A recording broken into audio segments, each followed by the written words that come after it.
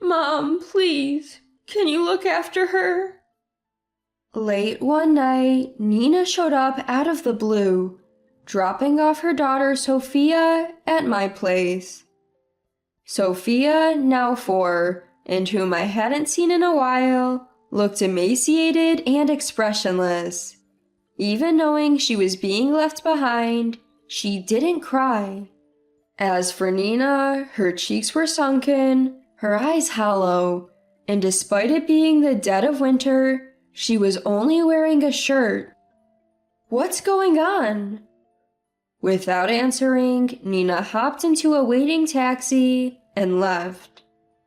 Confused but realizing it was late, I decided to put Sophia to bed and climbed in beside her. Then she spoke. It's warm. I wish Mommy would let me sleep in a bed too. Sophia, who hadn't said a word no matter what I'd done for her until then, finally spoke. And her words were shockingly mature for a toddler expressing concern for her mother. What do you mean? Where can Nina possibly be sleeping? I'm Sandy, a 63-year-old housewife. Though I say housewife, my husband passed away from illness 3 years ago, and since my daughter Nina got married, it's just me and my college-going son Dom living together. Even without my husband, I have my sister living nearby and some assets left behind. So while I can't live in luxury, I do have enough to enjoy my hobby of gardening. Nina married her boss 6 years ago and became a housewife. For a while after their marriage, they lived in a condo near my home and visited often, making for happy times. Nina's husband Spencer was a promising elite employee. Sandy, sorry to drop in unannounced. Ah, Spencer, welcome. Make yourself at home. Actually, I can only stay for a moment today. Oh, is that so? He's always polite when he visits, almost to the point of making me nervous. But he's also very friendly and has no problem chatting with a housewife like me. Nina's relationship with him felt more like a boss and subordinate than a married couple, but he was henpecked. At the time, I thought that might actually be a good match for the quiet, introverted Nina. About a year into their marriage, Nina got pregnant. I was so excited about my first grandchild that I suggested she spend her prenatal period at my home. Nina agreed, saying it would make her feel more secure, and we enjoyed some peaceful time together. When Nina went into labor, I accompanied her to the hospital, as Spencer was busy with work. It was a difficult labor due to breech presentation, but she gave birth safely. I immediately informed Spencer. She's born, and she's a beautiful baby girl. Oh, a girl, huh? His first words sounded a bit disappointed, which struck me as odd. I wondered if he had really wanted a boy. Even Nina's mother-in-law, Freya, who came to visit, made a cold comment saying, "Next time you'll have to give us a baby boy." After Nina returned home from the hospital, I enjoyed helping with Sophia's nighttime crying and the joys of childcare once again. Sophia, fair-skinned with big eyes and chestnut-colored hair, looked just like Nina when she was a baby. A month passed and Spencer came to pick them up. I felt sad thinking it was time to say goodbye, but Nina lived nearby so I could always visit. But then Spencer said something that took me completely by surprise. We're planning to move in with my parents. Nina's having a hard time with childcare. What? Nina never mentioned this. We discussed it with my mom and decided it's the best course. I looked at Nina, who was visibly pale and trembling at Spencer's words. I whispered, "If you're not okay with this, you need to tell Spencer now." But she just shook her head. Was she too intimidated to voice her opinion to her henpecked husband? I had a bad feeling about this. In hindsight, I wish I had been more assertive, but at the time, I couldn't find a reason to object. We've already moved our stuff. Come on, Nina, let's go. Wait a minute. I quickly slipped $200 bills into a locket that was part of a necklace my late husband cherished and handed it discreetly to Nina. Keep this necklace close. It was important to my husband. I watched Nina, who looked downcast as she held Sophia, follow Spencer out the door. I couldn't shake my uneasy feeling. After that day, I lost contact with Nina. I kept telling myself she must be busy with childcare, but she never came for Thanksgiving or New Year celebrations. Whenever I called, Spencer would answer and say, Nina can't come to the phone. She even stopped showing up for my husband's death anniversary. Whenever I emailed Nina, she would reply with, I'm fine, but even those messages eventually stopped. 4 years passed without seeing her, and I couldn't help but worry. Then one night, Nina suddenly showed up. She looked haggard, her hair grown out, wearing a dirty, thin shirt and sandals despite the winter cold. What are you doing dressed like that? Come inside and warm up. I have to go back right away. Please take care of her. What? Confused, I took Sophia from Nina, who hugged her tightly before wiping away tears and rushing back to a waiting taxi. I tried to reach her on her mobile phone immediately, but couldn't get through. Sophia, now left with me, was a far cry from the chubby baby I remembered. She was skinny, expressionless, and terribly frightened, not responding to anything I said.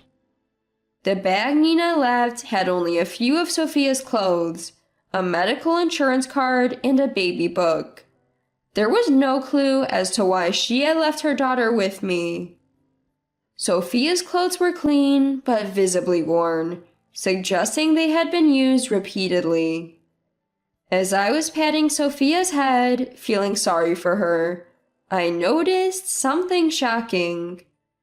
There were several spots on the back of her head, about the size of a penny, where her hair had fallen out. What is this? I've heard of stress causing hair loss, but could it happen to a 4-year-old?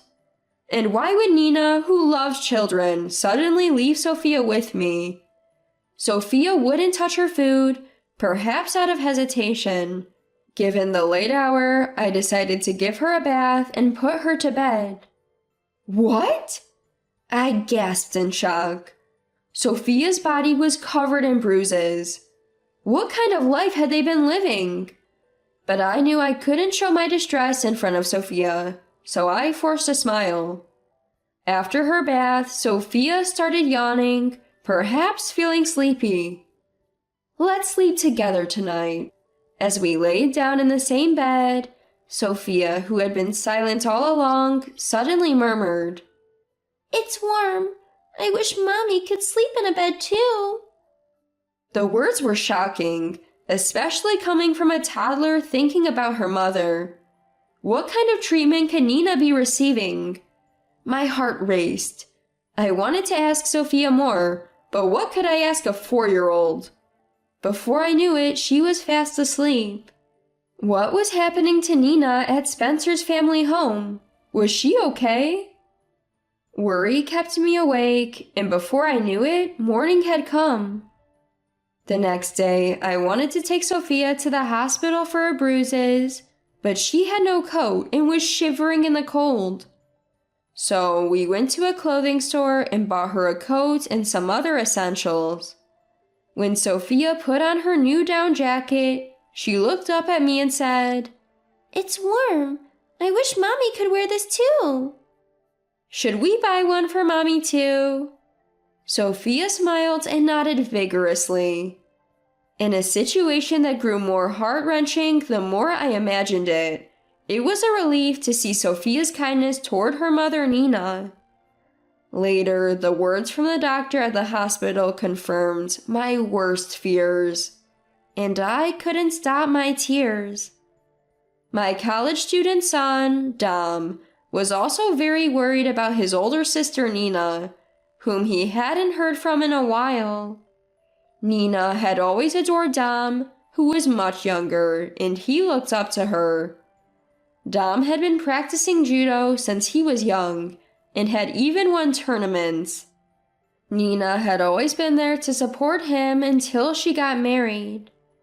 Dom was also concerned about his niece Sophia, and tried to convince me after hearing about the hospital visit. Mom, something terrible must be happening to Nina. Let's go help her. I'll come with you. Looking into Dom's eyes, I realized he had grown not just physically, but emotionally strong. With his strong support, I decided to rescue Nina. I had planned to leave Sophia with my sister who lives nearby, but Sophia said, I want to help Mommy too. So the three of us set out. We quickly got into Dom's car and arrived at the in-laws' house in about an hour.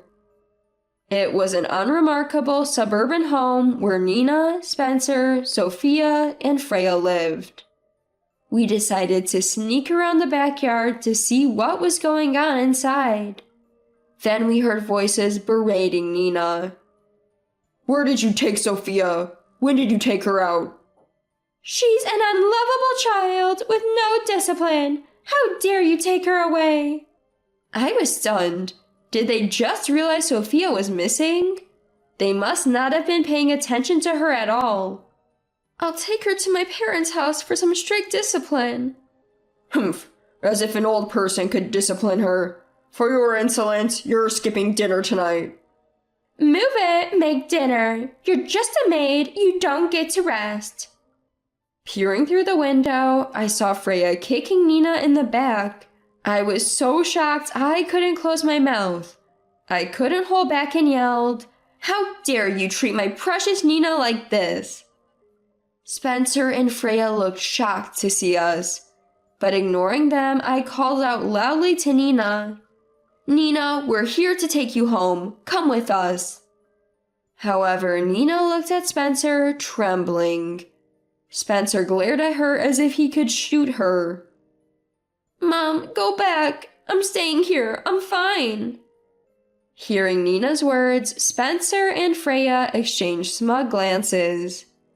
Then they noticed Sophia was with us and called out to her. Sophia, come here. Come to Daddy and Mommy. Sophia stood up and pointed at them. I don't need a daddy who bullies Mommy. I hate a mean grandma. Tears filled her eyes as she shouted, perhaps driven by her desire to help Nina. Nina seemed to snap back to herself at Sophia's voice and tried to run to us. But Spencer grabbed her arm and wouldn't let go. Don't run. No, let go. That's when Dom moved. Stop it. Let Nina go. He leapt through the window with incredible speed and twisted Spencer's arm. Spencer was no match for Dom's strength. In an instant, he was on his knees screaming, Ow, ow, stop! Nina ran to me, hugged Sophia lovingly, took a deep breath, and said clearly, Spencer, I want a divorce. If we separate, you'll lose Sophia. You can't even work. I won't give her to you. Are you okay with that? I could see Nina tense up, holding her breath. They must have always used their child as leverage to keep Nina in this house. Kind-hearted Nina must have felt trapped because of it. I can't give Sophia to someone who treats her terribly. What are you talking about? You don't know, but Sophia has issues like bedwetting and can't even greet people properly. She's not disciplined. Freya joined in, berating Sophia. That's right. We're just doing what her incapable mother can't. Is discipline making bruises all over her body and scolding her until she becomes emotionless? Don't make baseless accusations. Both Spencer and Freya said, "You have no proof, keep quiet." almost in unison. If you want proof, here it is. I thrust the medical certificate from the hospital at them. I then revealed that I had recorded their terrible treatment of Nina. With evidence, the divorce will be finalized, and custody will go to Nina. We can even report this to the police. The moment they realized they might be reported, their faces turned pale. Police would be a problem. It could affect my career. Spencer said. Freya added, "Then just divorce and find a new wife." They were heartless to the end. We went to Nina's room to collect her and Sophia's belongings. This is... It was hardly a room anymore. A small box in the attic held a few clothes and personal items. No bed, just a worn-out blanket and a few torn towels. I was so angry, I was beyond sad. This is enough for a useless maid. And for a wife who can't discipline her child, and for Sophia, who's also undisciplined. This is luxury.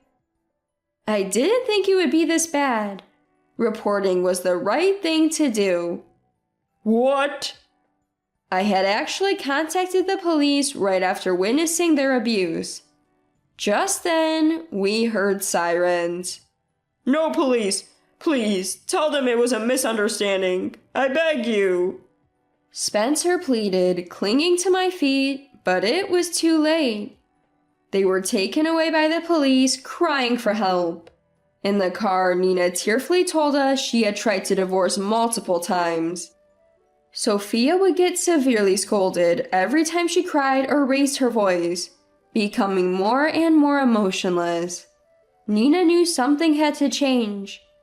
However, with no money even for transportation, and her phone and messages constantly monitored, she was on the verge of giving up.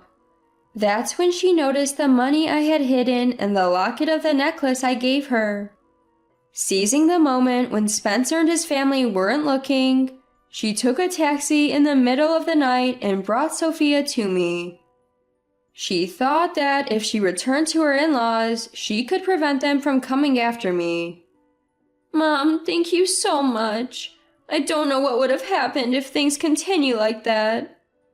Give your thanks to Sophia. She's a thoughtful, kind-hearted girl. "Sophia, thank you for helping Mommy." Nina smiled at Sophia. Mommy is smiling. I love Mommy."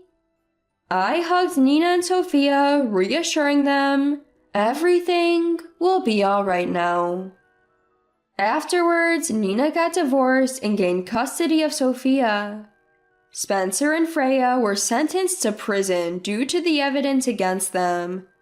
Though they were released fairly quickly, the public scrutiny forced Spencer to quit his job and Freya to sell their home and leave. They paid Nina a lump sum of $30,000 in alimony and $100,000 in child support, severing all ties with the in-laws. Rumor has it they now live in an old apartment and make ends meet with day labor. As for me, life has been lively, living with Nina, Dom, and Sophia. Sophia, once emotionless, has regained her natural feelings and smiles freely. Nina started working, Dom is in college, and each of us is living a fulfilling life. I find happiness in watching over my family like this.